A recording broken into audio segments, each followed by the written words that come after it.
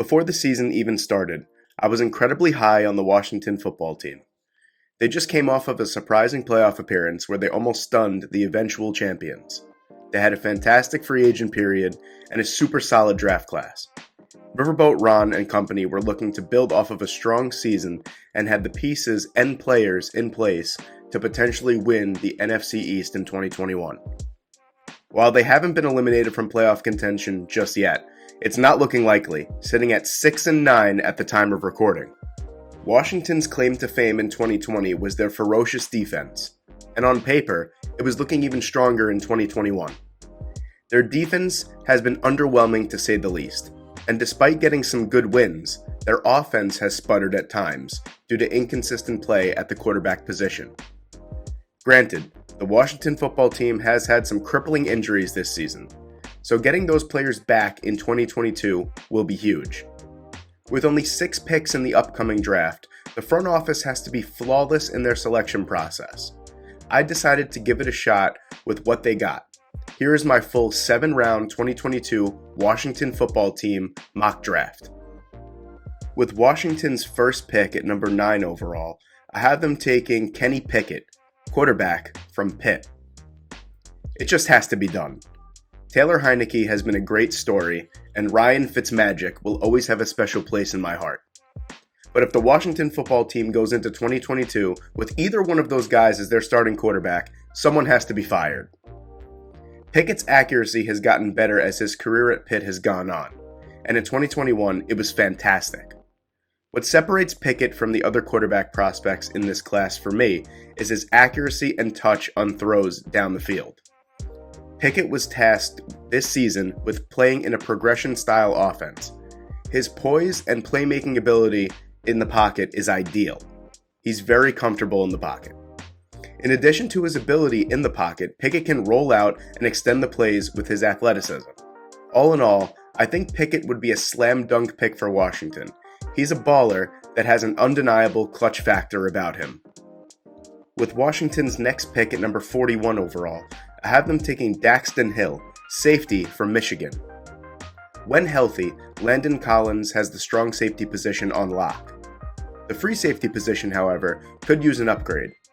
Cam Curl is solid, but his production has fallen off significantly since moving over to the free safety position this season. Daxton Hill is best suited for free safety in the NFL. He's got great speed to pair with good play recognition skills and anticipation. He's in the midst of his best season by far at Michigan, racking up 65 tackles with 2 interceptions and 7 pass breakups. His excellent zone and man coverage skills have allowed him to slide down and play nickel corner when necessary.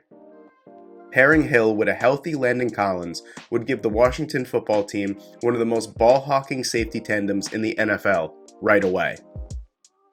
With Washington's next pick at number 73 overall, I have them taking Jalen Tolbert, wide receiver from South Alabama. This team definitely loves their third-round wide receivers. Jalen Tolbert has been a fast riser up the draft boards over the past month or so. Despite his long, slim frame of 6'3", 190 pounds, Tolbert is exceptional at making contested catches down the field. He effortlessly rises up to pluck the ball out of the air over his defender.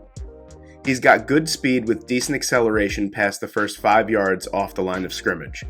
Diami Brown and Curtis Samuel have been a disappointment so far, while Cam Sims, DeAndre Carter, and Adam Humphries have done a nice job this year. Those guys are solid, but the Washington football team is really missing a real threat on the other side of the field opposite Scary Terry, and his production has taken a slight dip because of it. Tolbert can take some of the pressure off of Terry and give Washington another reliable receiver that could win down the field. With Washington's next pick at number 111 overall, have them taking Andrew Stuber, offensive tackle from Michigan. Stuber is a mountain of a man at 6'7", 336 pounds. He is an old-school mauler in the run department. Stuber has played games at guard as well as tackle during his time at Michigan. With 31-year-old Charles Leno set to become a free agent at the end of this year, the Washington football team might slide Sam Cosmi over to left tackle, which would leave a big hole on the right side. Stuber is best suited for offenses with quick sets and inside zone run schemes.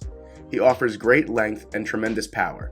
What he lacks in fleet-footedness, he makes up for in those departments. If it wasn't for a torn ACL in 2019, Stuber would probably be going higher. But a potential day one starter at right tackle in round 4 is a tremendous value worth taking a chance on. With Washington's next pick at number 188 overall, I had them taking Tyrique Stevenson, cornerback from Miami.